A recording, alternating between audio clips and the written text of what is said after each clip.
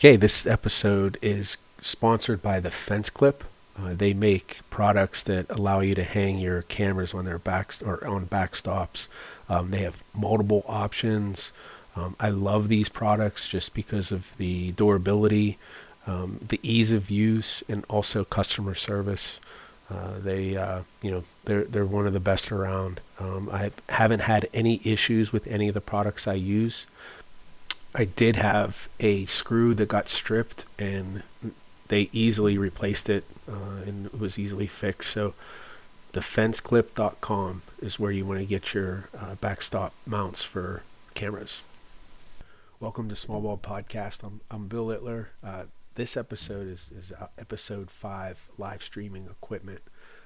What we're doing is going to kind of go through how we set it up at the fields. Now we're going to be indoors just because of the weather, but I'm show everyone how we plug it in, how we set it up, and kind of walk through a little bit of how we're doing it and how we're bringing the BCSN to your streaming devices. So it's pretty interesting. I was going to break down and do a little bit more detail on each individual product, but I've come to realize that would make this episode like really long, and I'm trying to keep these as short as possible. So what I am going to do is introduce a new thing that I'm going to do. It's called Lit Reviews, and what we're doing is we're going to start reviewing items that we purchase, mostly on Amazon.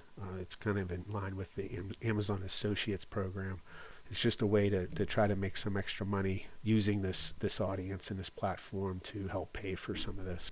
So watch out for more about Lit Reviews.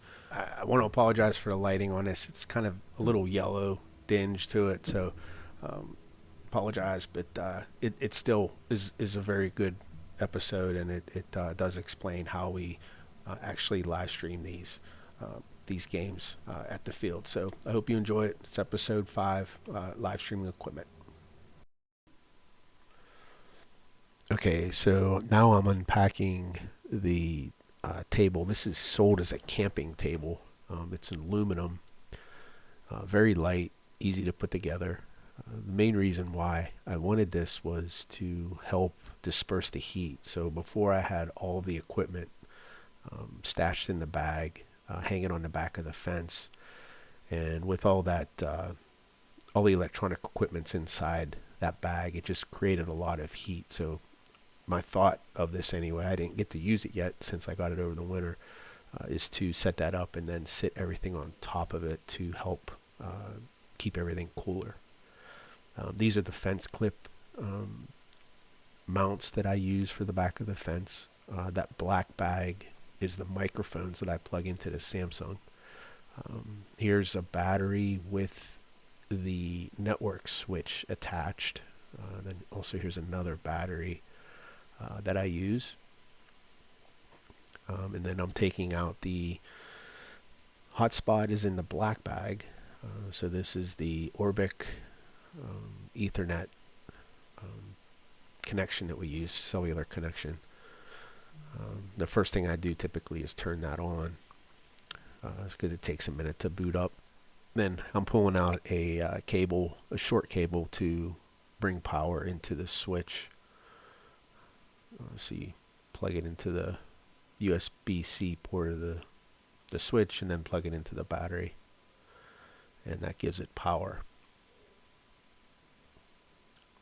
Then the next cable I grab is going to be the connection from the hotspot to the switch, and that's going to give us the network. So it goes into the port number 1, which is your WAN network, and then that's set up, ready to go. Now the next thing, plug in the power for the hotspot. Now, if your devices are already charged or fully charged, it's not advisable to plug them in, and the reason why is that constant charge of the battery will help overheat the device. So of course, heat issues are a big thing with this hotspot. You can see that I'm putting in on the it's a heat sink fan, so that helps keep it cool, and it also has a temperature gauge to it, so it's able to tell me how hot the device is, and it gives me an idea when things are overheating and when I need to try to cool it off a little bit. But heat issues are a big thing with those hotspots. Another reason why I take Wi-Fi or disable Wi-Fi on it, because it helps keep those devices cool. It's one thing that people don't talk about, but keeping those devices cooler is a challenge in itself, especially on a hot sunny day. Now what I'm doing, this is the Ethernet and power cables for the cameras. So there's a Mevo camera, and then that I just plugged in is the Ethernet adapter. So you plug in the Ethernet cable, and then there's also a spot for the power that you plug into.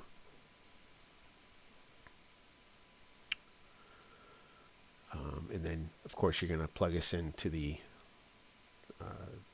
switch, and then also the battery.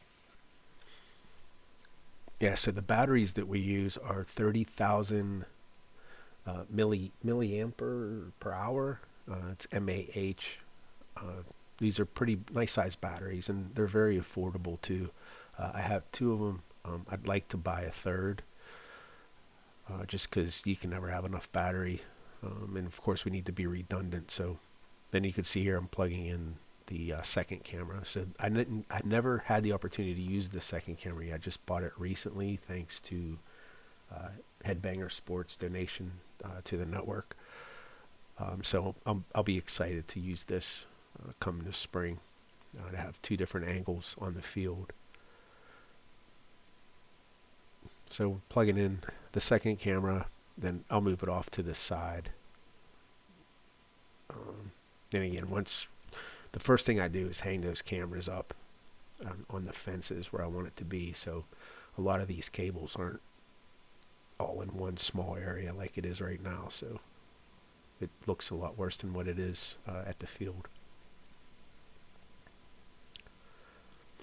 So set that one aside. Then the next thing is I need to use the Samsung tablet that I have. Now, if the hotspot is your heartbeat of this operation, this tablet is like the lungs of the operation. Without this tablet, then everything else doesn't really work the way you want it to. So it's very important to make sure this thing is working the way you need it to. And of course, I also need to plug this into the network.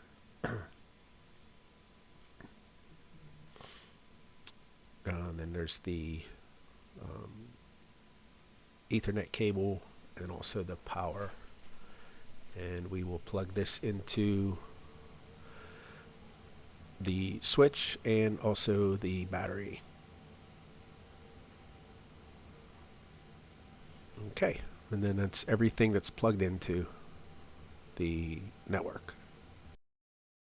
Yeah, so that's what we do at the fields to hook everything up. Now, I know we want to go into a deeper dive on each individual item that you have just seen, and I will do that with the Lit Reviews website. There'll be more information on our Facebook page or on the website, just to kind of steer you over there and get these, and you'll also see it on our network as well.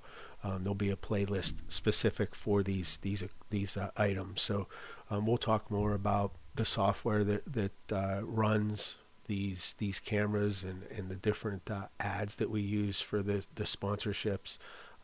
I'll talk about the batteries a little bit more and why I chose those ones and how we can utilize them. The cameras itself, I'll also get into an episode that could potentially talk about things like what's better, a GoPro or Mevo, and kind of show how everyone can use or utilize the live streaming for their own games. So if you want to stream your daughter's games, record your daughter's games, maybe use Game Changer or Facebook.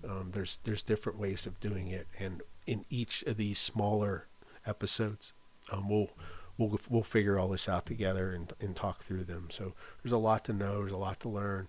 And like I said, the one episode, it would just be too big to do. So I think breaking it down into smaller video clips would be a little bit easier. And these videos aren't going to be long. They might be 2 minutes, 3 minutes, whatever, just to get the point across and show everyone how it's done. So I think it'll be a lot better doing it this way. So that's it for this episode. And we're getting closer to softball season.